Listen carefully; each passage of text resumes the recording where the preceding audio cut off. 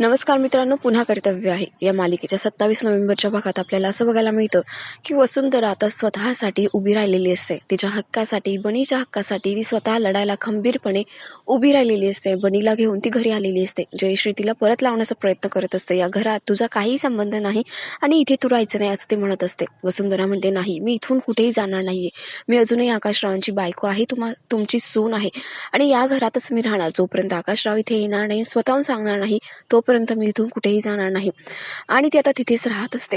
इकडे आता बनीच्या रूममध्ये तनया आलेली असते आणि त्याला ती म्हणत असते, काय रे बनी, तू सारखा सारखा आकाश दादाला बाबा का म्हणत असतो? तो तर तुझा बाबा नाहीये. तेवढ्यात वसुंधरा तिला म्हणते, हे बघ तनया, या सगळ्या गोष्टींपासून तू लांब राहायचं. तुझा याच्याशी काहीही संबंध नाहीये. मी अजूनही आकाशरावांची बायको आहे. आम्ही दोघंही अजून नवरा बायको आहोत आणि म्हणूनच बनी आकाशरावांचा मुलगा आहे आणि तू हे खोडून टाकू शकत नाही. तू काय, कोणीच हे खोडून टाकू शकत नाही आणि तू तर या गोष्टींपासून लांबच राहा.